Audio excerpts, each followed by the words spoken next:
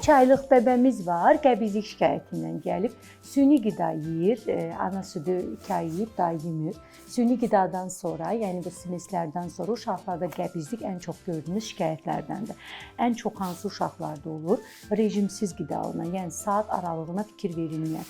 Ana südü ilə qidalanan uşaqlarda saat aralığı gözləməyə çox da ehtiyac yoxdur, amma süni qida ilə qidalanırsa uşaq mütləq yemək arası saat aralığını gözləmək lazımdır. İlk 3 ay 3 saatda bir, 3 ayla 5 ay arası 3 saat yarımda bir, 5 aydan sonra 4 saat intervalla yedirsəniz, gecə fasiləsi də 12-1 və səhər 5-6 olmaqla gecə fasiləsinə riayət etsəniz, qəbizlik problemi olmaz. Amma buna baxmayaraq, yenə də uşaqda qəbizlik problemi olursa, yemək ona düşmədiyi üçün də ola bilir. Ona görə yeməyin qəbizlik üçün olan formları var. Komfort adlı formalarına keçib yoxlamaqda fayda var. Əgər komfort formadan sonra uşaq hələ də qəbizlik problemi davam edirsə, mütləq həkimə müraciət edib, dərman müalicəsinə ehtiyac varmı və yaxud da qəbizliyin altda yatan səbəblərinin araşdırılmasına ehtiyac varmı deyə baxılmalıdır. Qəbizliklə yanaşı uşaq yaxşı çəki almırsa, fiziki inkişaf etmirsə, uşağın yeni doğan dönəmdə ilk nəcisi mekoniumun çıxmasında da gecikmə olmuşdursa, burada anadan gəlmə bağırsağın anomaliyaları düşünülə bilər və dərin araşdırılmaya ehtiyac ola bilər. 3 ayında uzun-uzun söhbət eləməlidir. Danışdıranda səslər çıxartmalıdır. Hecalı, sait hecalı səslərlə a-u, aqu danışmalıdır. Uzun-uzun insanın üzünə baxmalıdır. Hayca, bir də rəngli əşyaların dalıca baxıb izləməlidir. Hamısını özü təsdiqləyir. Çünki bu ağıllı bəbədir, normal bəbədir. Həkim pediatr Günay Rəsulova studiyamızdadır. Leyla Medikal Centerdə fəaliyyətini davam etdirir. Buyurun, müraciətlərinizi edə bilərsiniz. Doktor, xoş gördük. Necəsiz? Təşəkkür edirəm. Bəbişlərlə işlərimiz necə gedir? Əla gedir. Bu yanlış həyəcan siqnalına, belə desək daha doğru olar, allergik reaksiyalara görə müraciətlər çoxmu var? Yaz fəslindəyik. Təbii ki, yaz fəslində allergik xəstəliklərin kəskinləşmə dövrüdür. Xüsusilə də uşaqlarda atopik dermatit, ekzema, övrələr, allergik rinit, asma ataklarının artdığı bir fəsildəyik. Ona görə şikayətlər bu yöndə bəli, təəssüflər olsun ki, çoxalıb. Xüsusilə də körpələrdə qida allergiyaları, inək sütü protein allergiyası, övrələr, gicitkən dalyar tərzində olan qızarmış, qabarmış səpkilər və uşaqların açıq havada çox vaxt keçirməsi ilə bağlı olaraq həşərat dişləmələrinə bağlı olan allergik reaksiyalar, ağacların tozlanma dövründə polenlərlə təmasda olan allergik rinit, askırma və öskürək tutmaları, təngi nəfəslik və xışıltı ilə gedən simptomlar çoxalmışdır. Ailələr bunu çox zaman qrip və ya virus xəstəlikləri ilə qarışdırırlar. Uşağın burnu axır, öskürür deyə, qrip mi keçirdi deyə şübhələnirlər. Amma çox zaman baxırıq ki, müayinə edirik. Xüsusən də əvvəldən allergik hekayəsi olan uşaqlar, ailədə ana və ya atada allergik xəstəlikləri olan, ailədə olan uşaqların allergik şikayətləri bəli bu fəsildə çoxalmışdır. Necə özünü büruzə verir bu? Çox maraqlıdır. Biz hər zaman elə hər qızartıya, hər səpkiyə allergiya kimi yanaşırıq. Əslində bu yanlış bir şeydir. Spesifik bir əlaməti varmı? Allergik xəstəliklərin əlamətləri bəli, spesifik və qeyri-spesifik olaraq ayrılır. Spesifik əlamətlər xüsusən allergik rinitdə allergik salam dediyimiz uşağın əlinin davamlı burnunda olması, burun axıntısının şəffaf, adi su kimi olması, xüsusən də səhər saatlarında burun tıxanıqlığının və burunda olan axıntının, askırma tutmalarının çoxalması, burunda qızarıqlıq, şişkinliyin olması, gözdə qızarıqlığın, şişkinliyin və qaşınmanın olması və eyni zamanda allergik öskürəklərin özünə xas xüsusiyyətləri xışıltılı tənəffüs, wheezing biz ona deyirik, fitverici tənəffüs və uşağın sinəsində olan pişik xırıltısı tərzi xışıltının eşidilməsi və təngi nəfəsin olması, uşağın məsələn qarın tənəffüsünün sürətlənməsi, təngi nəfəs uşağın efor zamanı, hərəkət zamanı artan, tutma şəkilli olan öskürəklərin çoxalması, bir də gecə saatlarında artan öskürəklərin çoxalması bizdə allergiya düşündürür. Xüsusən də uşağın ana və atası allergikdirsə, bu uşaqların 40-60% allergiya şikayətlərinin allergiya bağlı olma ehtimalı da daha yüksəkdir və qripdən fərqli olaraq allergik şikayətlər zamanı qızdırma çox zaman olmamış olur. Amma bəzi infeksiyaların tetiklədiyi allergiyalar da var ki, birbaşa burada allergik şikayətlərin başlamasının uşağın keçirdiyi üst tənəffüs yolu xəstəliyi və virus infeksiyası ilə əlaqəsi olur. Yəni, uşaq belə deyək, qrip qapır və dalıca allergik şikayətlər kəskinləşir. Biz buna infeksion allergik forma deyirik və belə olduğu təqdirdə uşaqda elə bir həm infeksiya var, Yəni, qrip fonunda allergiya. Bəli, qrip fonunda qripin, virusun... Ya da özünü allergiya kimi göstərən hər hansısa bir xəstəlik. Virusun tetiklədiyi və ortaya çıxan allergik reaksiyaların artması ilə bağlı şikayətlər bu ara çoxdur. Dərman allergiyaları çoxdur və yaxud da qida allergiyaları bu ara çoxdur. Məsələn, uşağın belə deyək, qış fəslində reaksiya vermədiyi allergik hər hansı bir qidaya yaz fəslində allergiya vermə ehtimalı artmış olur. Çünki bədənin bir allergik həssaslığı da çoxalmış olur. Çünki allergenlərlə təmas çoxalmış olur. Uşaq açıq havada çox vaxt keçirməyə başlayır. Polenlər, havada uçuşan allergik hissəciklər çoxdur və eyni zamanda qidaların da, mövsümi qidaların da allergiya vermə ehtimalı artır deyə ailələr buna fikir verməlidir. Əgər sizin uşağınız allergikdirsə, bu mövsümdə qidalanmalarına diqqət edəcəksiniz, virus infeksiyaları ilə mümkün olduğunca təmasa diqqət edəcəksiniz, uşağın xəstə ilə təmasını kəsəcəksiniz, xüsusən də bu körpə yaş qrupu uşaqlardırsa, bu uşaqların allergenlə təmasının kəsilməsi çox önəmlidir. 0-18 yaş daxil uşağı olan hər bir valideynin səslənmə icazənizlə buyurun, müraciətlərinizi həkim pediatr Günay Rəsulovaya edə bilərsiniz. Leyla Medical Centerdə pediatrik poliklinika şöbəsinin müdürüdür. Eyni zamanda pediatr olaraq dəyərləndirməni çox mürəkkəb şəkildə aparmaq lazımdır və incəlikləri var. Bayılanlar var, nəfəs darlığı çəkən var, təzyiqi aşağı düşən var, baş dönməsi yaşayanlar var. Amma heç kəsin ağlına gəlmir ki, bu allergik reaksiyada ola bilər və ən ağır vəziyyətdə. Diferensial diaqnostika çox önəmlidir İlham xanım. Bu ara məsələn uşaqlarda mədə-bağırsaq infeksiyaları, rotaviruslar da çox görürük. Qusma ishalla özünü göstərir. Məsələn, qusma şikayəti ilə gələn uşaqlarda birinci ağlımıza görəsən bu yayılmış virusdanmı yoluxdu deyə düşünürük. Amma məsələn, bir neçə gün öncə uşaq gəldi, kəsintisiz qusma, dalbadal qusma, heç demə qida allergiyasıymış. Məsələn, ana ilk dəfə uşağa yumurta ağı ilə birlikdə verib. Adətən, məsələn, 1 yaşa qədər yumurta ağını yoxlayaraq veririk. Məsələn, əvvəlki köhnə protokollarda 1 yaşa qədər verilmirdi. Amma yeni güncəllənmələrdə 8 ayından etibarən yoxlayırıq, uşağa düşürsə veririk deyirik. Ona görə ailələr də bunu artıq riayət etməyə çalışır. Yumurta sarısı ilə birlikdə ağını verib valideyn uşağa, təəssüf ki, axşam saatında verib. Heç vaxt bu cür qidaları axşam saatına çalışırıq ki, saxlamayaq və uşaqda dalbadal olan kəsintisiz qusma. Heç demə allergik reaksiyaymış. Amma məsələn, biz onu ətraflı, diferensial diaqnostika eləməsək, bu uşaq da mədə-bağırsaq infeksiyasıdır deyib ona yönəlik yanaşma edərdik ki, bu yanlış olardı və eyni zamanda burada qida allergiyası məsələsini atlatmış olsaydıq, həmin valideyn bir neçə həftə sonra uşağa yenə yumurta verirsə, bu səfər anafilaktik şok şəklində az öncə bildirdiyiniz bayılma, hipotoniya, təzyiqin aşağı düşməsi və uşaqda hətta nəfəs darlığı, anafilaktik reaksiya başqa bir şeydir, anafilaktik şok başqa bir şeydir. Məsələn, qidadan sonra olan... Bəli, qidadan olan dalbadal qusmalar bir anafilaktik reaksiyadır. Amma anafilaktik şokda bir neçə sistem etkilənir. Yəni, burada həm tənəffüs sistemi tərəfindən əlamətlər olur, bəli, həm də mədə-bağırsaq sistemi tərəfindən əlamətlər olur. Bir və ya bir neçə sistemin artıq prosesə qoşulması əlamətləri varsa, biz buna anafilaktik şok deyirik ki, bu daha ağır bir tablodur. Allah heç bir uşağa onu yaşatmasın, heç bir valideyn onu yaşatmasın. Amma diqqətli olmaqda fayda var. Ona görə belə vəziyyətlərdə allergiyadan biz onu düzgün ayırsaq və başa düşsək ki, bu uşağın deyək ki, yumurtaya anafilaktik reaksiyası var. Növbəti dəfə bu qəbulu durduranda şokdan uşaq qurtulmuş olur. Ona görə düzgün diaqnoz həmişə həyat qurtarıcıdır. Bu durumda ailələr diqqətli olmalıdırlar və detektiv kimi incələməlidirlər. Xüsusən də allergik problemi olan uşağın anası çox diqqətli olmalıdır. Biz həmişə deyirik, testlər kömək edicidir. Əsas burada ailənin, ananın təqibidir, klinik izləmidir ki, nəyi uşağa verəndə nə olur? hansı hallar olur və bu həkimə diaqnozda bəlkə də 50-60% dərəcəsində yol göstəricidir. Bəzən də 100% yol göstəricidir. Ona görə ailələrin bizə köməyi, düzgün anamnez verməsi, dəqiq anamnez verməsi çox yol göstərici olur. Praktikada görülübmü elə ağır dərəcədə uşaqlar? Təbii ki. Təbii ki, qidadan anafilaktik şok verən, dərmana allergik reaksiya verən, dərmana anafilaktik şok verən, ən çox antibiotiklərdən biz görürük anafilaktik reaksiyalar və anafilaktik şoklar. Bu təbii ki, həyatla bəzən belə deyək də həyati dərəcələrdə reaksiyalar ola bilir.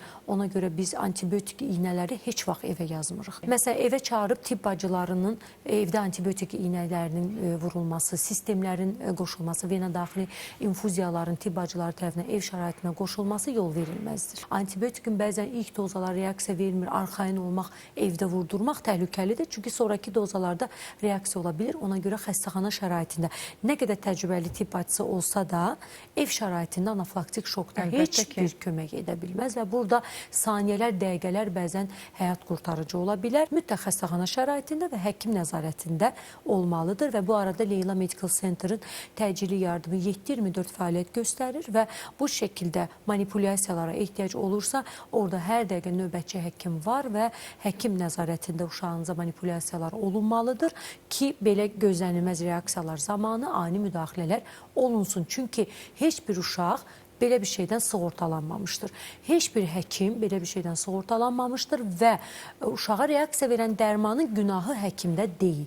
Heç bir həkim bilə bilməz ki, hansı dərman uşağa nə reaksiya verəcək və əgər göstəriş varsa, biz antibiotik təyin eləyiriksə, burada bəli, mütləq test eləyirik. Bəzən artıq yəni son belə deyək də protokollarda testlər də çox da belə deyək də dəqiq göstərmir. Bəli, bəli. Ona görə heç xarici ölkələrdə antibiotika test qoymadan vurulur ki, reaksiya olsa anafilaktik o dəqiqə müdaxilə olunur. Yəni testdə yəni yanlış ola bilər. Deyək ki, proba qoyduq, heç bir mənfi təsiri yoxdur, amma vuranda məsələn reaksiya göstərməyib, iynəni vuranda reaksiya ola bilər. Və bəzən probda belə anafilaktik reaksiya ola bilər. Ona görə prob burada yəni çox da belə deyək də yol göstərici sayılmır. Amma biz yenə də ehtiyat eləmək adına bunu eləyirik. Həm də belə deyək, həkim kimi özümüzü də sığortalamaq adına. Amma reaksiya olacaqsa bəzən sınaq dozasında belə uşaqda reaksiya ola bilər. Odur ki, içmə antibiotiklərdə allergik reaksiya verə bilər və belə şeydən heç bir həkim sığortalanmamışdır. Evladınıza verdiyiniz dərman allergiya verirsə, bu həkimin günahı deyildir. Yəni, belə bir reaksiyaları ailələr gözləmləməlidir. Uşaqda dərmandan sonra səpki, qusma, ən əsas əlamətlərdən biri də qusmadır. Uşaq dərmanı dalbadal qusursa, dərmanı içdikdən sonra bu dərman ona düşmədi göstəricisi də ola bilər. Odur ki, bu əlamətlərə ailələr diqqət eləməlidir. Allergiyanın ilk əlamətlərini görən kimi dərmanı durdurub həkimə bu haqda məlumat verməlidir. Allergiyanı biz bəsit dildə belə başa salsaq, normal olanı bədən anormal görür.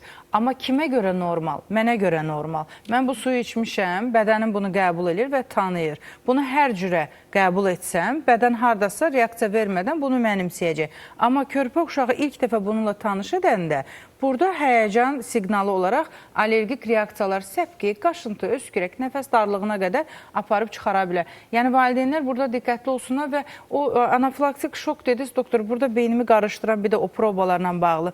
O testləri aparanda o sırada bir neçə dənə proba qoyulur. Allergeni yeridir. Orada da anafilaktik şok yaşama ehtimalı varmı? O ehtimal həmişə var. Çünki biz deyirik tək bir antibiotika görə o şok yaşanma varsa, indi o ağlıma gəlir, biz bəzən studiyada da belə...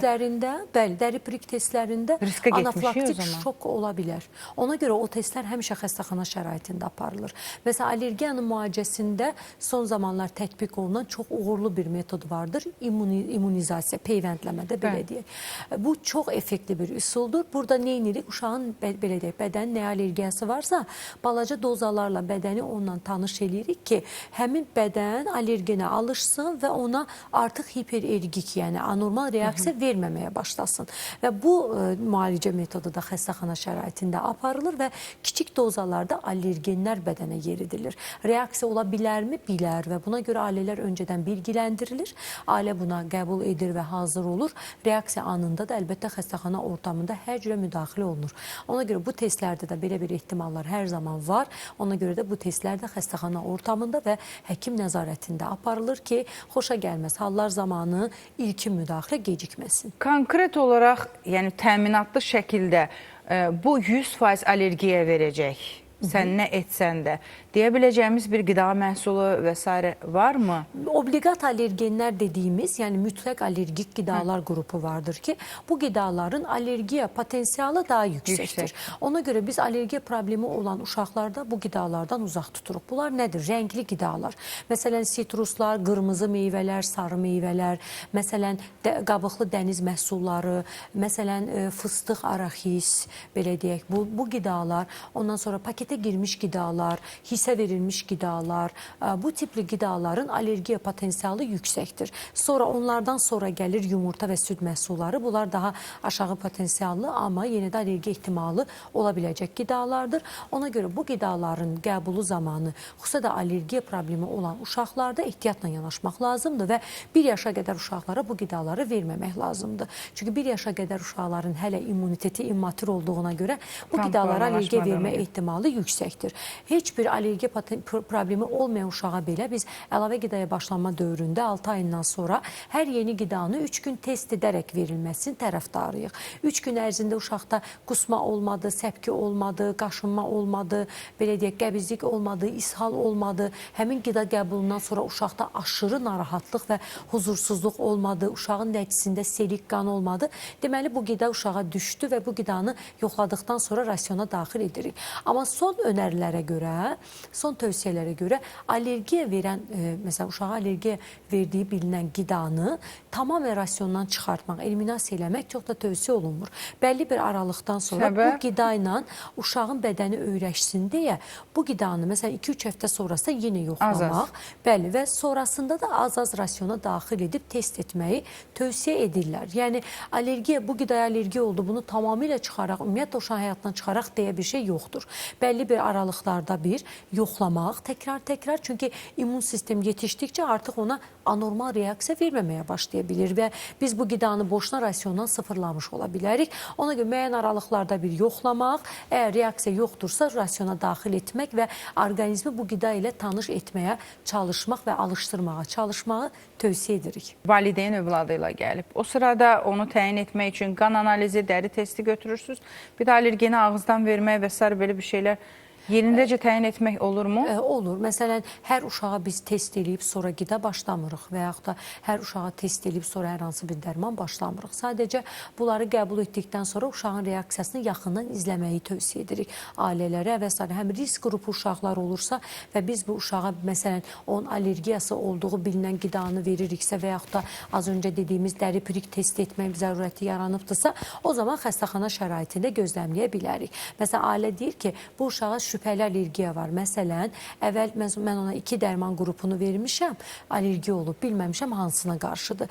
Biz onu ayırmaq üçün xəstəxana şəraitində gözləmləyərək həmin o dərmanı verib reaksiyasını izləyə bilərik. Reaksiya yoxdur, evə rahatlıqla ailəni göndərə bilərik. Bu cürə dəstək edə bilərik, amma ümumən allergiya problemi olmayan uşağa hər hansı bir qidanı xəstəxana ortamında başlamırıq. Amma əlbəttə aşağı allergik potensiallı qidalardan başlayaraq get-gedə qidaların rasionunu genişlətərək bu şəkildə orqanizmi tanış edərək yeni qidalarla əlavə qidaya davam edə bilərik. Tövsiyələriniz olur allergiyaya qarşı, yoxsa dərman müalicəsi başlanır? Məsələn, 1 yaşa qədər verilməməsi gerəkən qidalar var. Məsələn, bal 1 yaşa qədər uşaqlara vermirik. Məsələn, sitrus meyvələr 1 yaşa qədər uşaqlara vermirik. İnək südü, keçi südü 1 yaşa qədər uşaqlara bunlar qadağandır. Ən çox sevdiyimiz. Bəli. Ana süddən yaxındır deyə keçi südü uşaqlara verirlər, amma halbuki elə bir şey yoxdur. Bunlar heyvani qidalı, heyvani zulaldır və 1 yaşa qədər verilməməlidir və paketə girmiş bütün qidalar verilməməlidir. Ən çox ailələr harda səhv edir? Yoğurt alıb alıb uşağa verirlər. Yoğurtu da masum bir qida kimi bilirlər, amma halbuki marketlərdə satılan o adi yoğurtlar 3 yaşdan tez uşaqlara verilməməlidir. Ümumiyyətlə, hazır qidalar, hazır paketli qidalar, hazır sıyıqlar, necə ki, özümüz hər dəqiqə hazır qida alıb yemirik, evdə hazırlayırıq, yeyirik, uşaqlar da belə, yəni hazır paketə girmiş kaşalar, sıyıqlar, pürelərdənsə elə özümüz hazırlayaq. Çünki nə qədər tərkibi sadə görünsə də, onların raf ömrünü uzatmaq üçün mütləq qatqı maddəsi var və bu qatqı maddələri uşağın orqanizminə ziyandır. Ona görə bunu hər gün yox da, belə deyək, sıxıntılı bir hallara düşərsək, yol gedərsək, səyahət edərsək, belə təcili bir vəziyyət var, heç nə əlimizə çatmır və biz uşağa nəsə yedirməliyik. O vəziyyətlərdə vermək xaricində ailələr çalışmalıdırlar ki, uşaqlara bu qidaları ev şəraitində hazırlasınlar, versinlər və belə olduğu təqdirdə də allergiya vermə ehtimallarından qurtulmuş olacaqlar. Orqanizmdə anormal bir reaksiya mı gedir? Anormal heç nə reaksiyadır. Normal, məsələn, normalda bədənin, belə deyək, normal reaksiya verməsi lazım olan agentlərə qarşı bu qida ola bilər, dərman ola bilər, havadakı toz hissəciyi ola bilər, heyvan tükü ola bilər, adi, məsələn, aerozol şəklində tənəffüs allergenləri ola bilər, havada olan rütubət göbələyi, kif göbələyi və s. qarşı ola bilər. Bədənin anormal reaksiyasıdır. Ona hiperergik, hiperhəssas reaksiya verməsidir. Bu da orqanizmin həssaslığının, yəni normal olmadığını göstərir. Burada genetik yatkınlıq daha ön planda durur, amma bir sıra digər faktorlar da var. Hansı ki, ailələr bunu idarə edə bilər. Hansı ki, biz buna diqqət eləsək, uşağımız allergik olmaz. Məsələn, 1 yaşa qədər uşağın təkrar üst tənəffüs yolu xəstəliyini keçirməsi gələcəkdə onun asma riskini artırır. Biz uşağımızı qorumarsaq, evdə bağçaya, məktəbə gedən və tez-tez xəstələnən uşaq var və hər dəqiqə uşaq evə infeksiyanı gətirir, hər dəqiqə körpə, 1 yaşa qədər körpəmiz xəstələnirsə, bu uşağın gələcəkdə allergik uşaq olma ehtimalı artır. Və yaxud da davamlı yanında siqaret çəkilən uşaqlar var. Nə ata, baba siqaret çəkir, bəzən pəncərənin yanında çəkir, eyvanda çəkir və çəkib həmən otağa girir, 40 dəqiqə ərzində havaya nikotin verir və bununla uşaq təmas olur. Bu uşağın allergiya olma ehtimalı yüksəkdir. Və yaxud da məsələn elə uşaqlar olur, vaxtından erkən əlavə qidaya başlayırlar. 4 ayından uşağı nəsə dadızdırırlar. Evdə bişən hər şey uşaq istəyir, dilinə bir damcı vurdum, əmziyinə batırdım, məsələn mürəbbə verdim və yaxud da məsələn biraz suyuna şəkər qatdım deyərkən uşaqların erkən qidalarla tanışması onların allergiya riskini artırır. Ona görə paketə girmiş qidalarla erkən məruziyyət, məsələn, uşağa getdim marketdən çox istəyirəm, şəkərli nəsə aldım, kek aldım, yoğurt aldım deyərkən, erkən bu cürə qidalarla tanışdırma uşağın allergiya riskini artırır. Peyvəndsiz uşaqların tez-tez xəstələnməsi allergiya riskini artırır.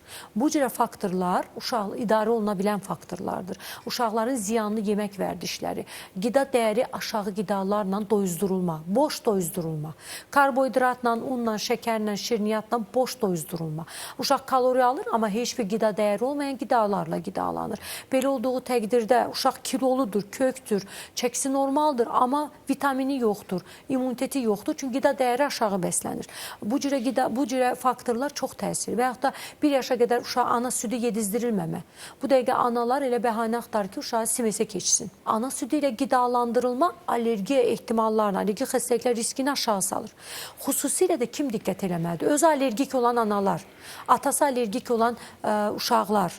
Məsələn, belə ailələr daha diqqətli olmalı. Çalışmalıdır uşağını ana südü ilə qidalandırsın, çalışmalıdır uşağının peyvəndləri vaxtında olsun, çalışmalıdır uşaqlara vaxtından erkən əlavə qidalarla tanış etməsin, çalışmalıdırlar ki, uşaqlar çox xəstələnməsin, infeksiya ilə təmas olmasın. Utanıram deyir deməyə ki, xəstə adam evə gəlməsin. Necə utanıram?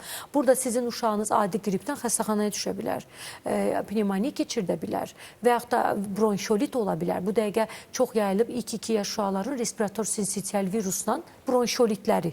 Yəni biz bir uşağımızı bu risk təhlükə qarşısına necə qoya bilərik ki, bugün burnu tıxanan uşaq sabah təngi nəfəsliklə gələ bilər. Utanmayın, çəkinməyin, xəstə halda evə gəlməyin deyin, xəstə sizdə qonaq gəlməyin deyin. İlk 1 yaş xüsusilə də yeni doğan uşaqlar olan evdə ailələr belə şey çox diqqətli olmalıdırlar. Yəni uşağımı çox istəyirəm deyən ana uşağını qorumalıdır. Həddindən artıq reaksiya verməsi aydın məsələdir. Kifayət qədər cavabını aldım. Heç reaksiya verməmək nə kimi vəziyyətdir bəs? Anergik vəziyyət deyirik biz ona, bədən ümumiyyətlə reaksiya verməməsi. Bu iki Nə səbəbdən. toza, nə qidaya, nə meyvəyə, Bu iki səbəbdən olur. Biz biri müsbət anergiya, mənfi anergiya. Müsbət anergiya odur ki, immunitetimiz o qədər yaxşıdır ki, onlara reaksiya vermir, nə gözəl. Mənfi anergik vəziyyət odur ki, immunitet o qədər çökmüşdür ki, reaksiya vermə potensialı belə yoxdur. Bəli, burada anadan gəlmə immun yetməzliklərə qədər biz axtarırıq, araşdırırıq. Allergiya özü bir immunitet xəstəliyidir. Allergik uşağın artıq immuniteti problemlidir deməkdir. Ona görə allergik uşaqların peyvəndlərinin vaxtı-vaxtına vurulması. Bəzən nə deyir ana, uşağımın allergiyası var, ona görə peyvəndi vurdurmadım. Halbuki bu uşağa həmin peyvənd daha vacibdir. Allergiyası olan, çox xəstələnən, bu mövsümü çox xəstələnərək keçən uşaqların gələn mövsümdən öncə bir qrip peyvəndində olunması lazımdır ekstradan ki, bu uşaq həmin mövsümü də çox xəstələnərək keçirməsin və gələcəkdə asma riski qarşısında qalmasın. Demək ki, bu hər birimizin qorxduğu immun sisteminin problemidir. Amma qarşısını almaq olarmı? Olar. Bilgisiz şəkildə ilk dəfə tanış olan qida ilə uşağı həkimin nəzarəti olmadan qidalandırmayaq.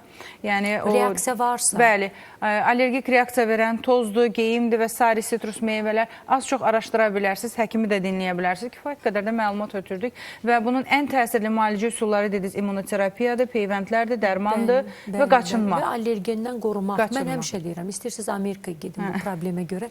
Əgər Toz arxanca uşağınıza alıb yenə soku içizdirəcəksinizsə, alıb yenə keks verəcəksinizsə, mənə ən belə deyək də qəbul eləmədiyim və mənim anlamadığım bir şeydir o. Uşağımı çox istəyirəm deyir, amma marketdən zəhərli qidalar alır, uşağa verir.